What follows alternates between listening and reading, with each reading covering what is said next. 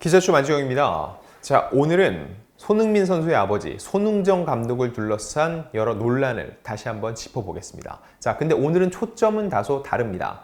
앞서 피소된 부분이 아니라 이후 합의금을 둘러싼 여러 논란에 대한 얘기를 해볼까 하는 겁니다. 일단 이 사안은 저는 크게 두 가지로 나눠서 생각을 해야 된다고 생각해요. 첫 번째는 뭐냐? 피소된 사안 자체입니다. 그 자체에 대해서는 손 감독 측도 어느 정도 혐의를 인정하고 있죠. 그래서 경찰도 혐의가 있는 것으로 보고 검찰에 송치를 한 거고요. 근데 이 부분에 대해서도 너무 맹목적으로 지지하는 분들이 있어서 이 부분은 손 감독의 의사를 분명히 알고 갈 필요가 있다고 말씀드리고 싶습니다. 이렇게 얘기를 했습니다. 시대의 변화와 법에서 정하는 기준을 캐치하지 못하고 제 방식대로만 아이들을 지도한 점을 반성하겠다. 또 다른 훈련 방법을 찾도록 하겠다라고 얘기를 했습니다. 즉, 이 부분에 대해서는 손 감독이 인정한 부분만큼 그만큼을 판단의 기준으로 삼는 게 옳을 것 같습니다. 자, 또 다른 하나, 이게 요즘 쟁점이 되는 내용이죠. 합의금 관련된 내용입니다. 일단 5억 원이라는 키워드가 나왔고 이를 두고 감정적으로 홧김에한 얘기이지 피해 아동 측이 정말로 5억 원을 달라는 게 아니다 라고 얘기를 했습니다. 근데 녹취록이 공개되고 사태는 완전히 반전됐습니다.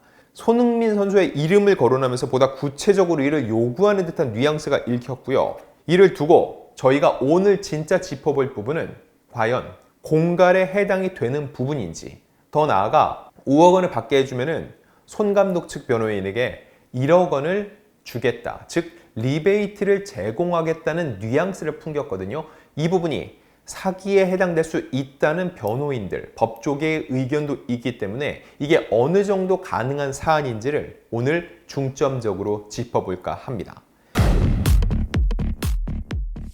자, 일단 그 녹취록의 내용을 보면은 손흥정 감독 측의 변호인이 이렇게 얘기를 합니다. 합의라는 게 정확히 말하면 피해자에 대한 피해 회복이다. 위자료를 말하는 거다. 5억 원은 좀 심하지 않냐. 합의는 아이에게 초점을 맞춰야 된다. 아이의 정신적 피해를 회복하자는 거 아니냐라고 얘기를 했습니다. 굉장히 합리적인 얘기죠. 이 사안 자체가 아이의 피해를 호소했기 때문에 그 피해를 복구하는 데 초점을 맞추는 게 옳다는 게 변호인의 입장입니다. 자, 이거에 대해서 피해 아동의 아버지 A씨로 칭하겠습니다. A씨는 이렇게 얘기를 합니다. 그건 심한 거 아니에요. 생각해보세요. 지금 손흥민이 이적한다 뭐한다, 4천억에 이적한다 뭐한다. 저는 20억 안 부른 게 다행인 것 같은데 이렇게 얘기를 합니다. 4천억의 이적료, 이거 손흥민 선수가 받는 돈 아닙니다. 말 그대로 이적금, 구단 간에 주고받는 금액인데 이걸 왜 손흥민 선수가 버는 돈처럼 얘기를 하는지 이거 자체가 어불성설이라는 거죠. 또 다른 녹취록 내용을 볼게요. 손흥민 선수의 이미지 값이라고 얘기를 하면서 비밀 유지 대가로 합의금을 요구하는 내용도 담겨 있습니다. 자, A씨는 전 세계 스포츠 스타고 거기다가 손흥정 감독도 유명하고 축구협회에 넣으면 어떻게 되냐? 나는 안 물어봤을 것 같아요. 자격증 정지 또는 취소잖아요. 언론도 맡고 축구 그런 것도 다 하는데 5억이든 10억이든 돈이 아까워요? 라고 얘기를 합니다. 여기서 제가 주목한 키워드는 두 가지입니다. 스타이고 유명하다. 그런데 축구협회에 넣으면 어떻게 되냐? 다 막는데 5억이나 10억이 아깝냐라고 묻죠. 이 이야기인즉 손흥민이 대단한 스타고 손 감독도 유명한 사람인데 이거 공론화되면 너희 이미지 다 깎이지 않냐? 근데 그걸 막는 차원에서 5억, 10억이 아깝냐? 앞서서 감정적으로 홧김에 툭 던진 키워드라는 얘기와 완전하게 배치가 되는 상황이라는 겁니다. 이 사태의 본질 제가 뭐라고 말씀드렸었죠? 이 아동의 피해입니다. 아동의 피해. 그럼 무엇을 요구해야 될까요? 아이의 치료비, 그리고 이 사안에 대한 정신적 위자료 정도일 겁니다. 통념상, 판례상으로 그 금액은 1,500만 원 정도가 될 것이라는 게 법조계의 판단이에요. 자, 그런데 5억 원이면은 1,500만 원에 30배가 넘습니다. 이 A씨의 요구, 아들의 피해에 대한 보상인가요? 그건 이미 차원을 넘어섰습니다. 자, 손 감독은 조선일보의 인터뷰에서 이렇게 얘기를 했어요. 손흥민 선수 이미지 마케팅하는 비용이 얼마인데 돈이 아까운 것이냐는 취지의 말을 들었다라고 주장을 했습니다. 이렇게 두고 봤을 때 결국 A씨의 주장은 최초 아들의 피해, 이 본질과는 완전히 멀어진 주장이라는 겁니다. 그래서 이런 요구가 과연 공갈에 해당될 수 있는가를 놓고 볼 때 공갈이 뭔지를 먼저 말씀드릴게요. 형법 제350조에 해당이 됩니다. 사람을 공갈하여 재물의 교부를 받거나 재산상의 이득을 취한 자는 10년 이하의 징역 또는 2천만 원 이하의 벌금에 처한다. 두 번째, 전항의 방법으로 제3자로 하여금 재물의 교부를 받게 하거나 재산상의 이득을 취득하게 한 때에도 형과 같다.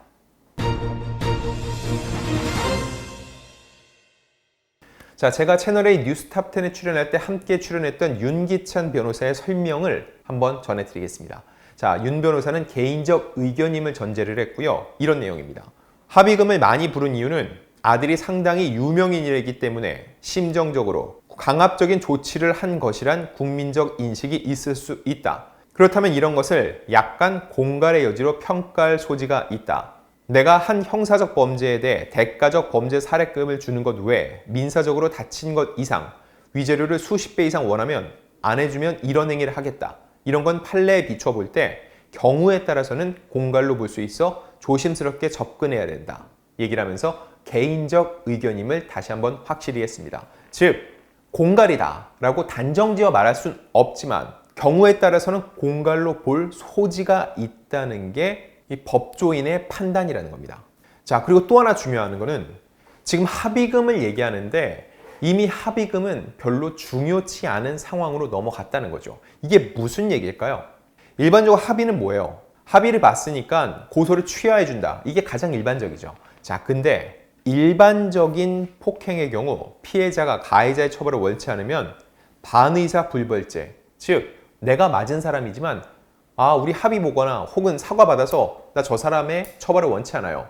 반의사를 표하면은 불벌죄, 벌하지 않는 게 일반적인 형태입니다. 자, 그런데 이 상황은 뭐죠? 대상이 아동입니다.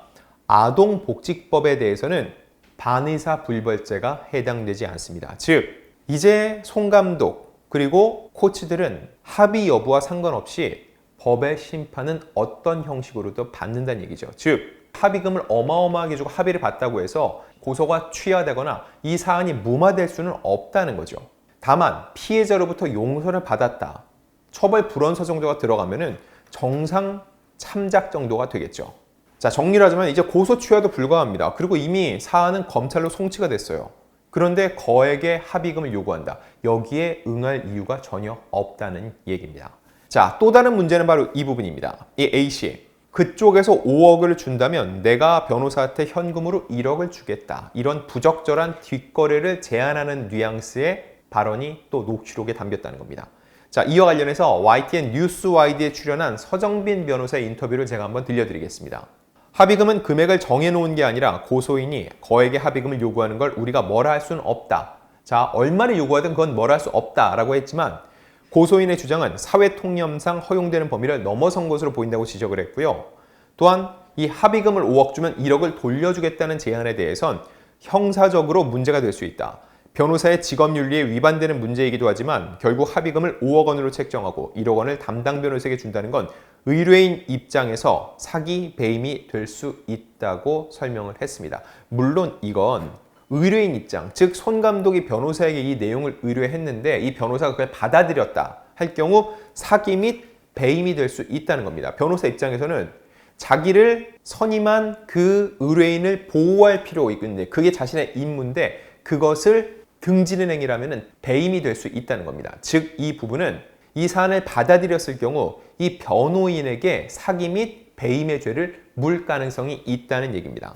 자, 그리고 이 녹취록 공개 자체가 2차 가해다라는 주장이 있는데 이거에 대해선 합의 과정에서 서로의 의견이 엇갈리고 있다. 손 감독 측에서 녹취록을 공개해 고소인의 주장을 반박한 것이다. 이를 2차 가해로 볼 수 있을지 의문이라고 했고 녹취록 내용을 봤을 때 문제가 될 수 있는 발언이 많다면서 고소인이 감정적으로 합의금을 언급한 것도 아닌 것으로 보인다라고 얘기를 했습니다.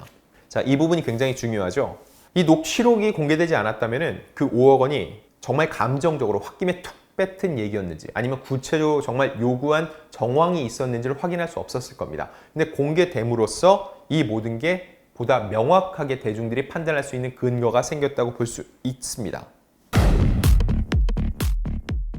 자, 그럼 향후 손 감독과 코치들은 어떻게 될까요?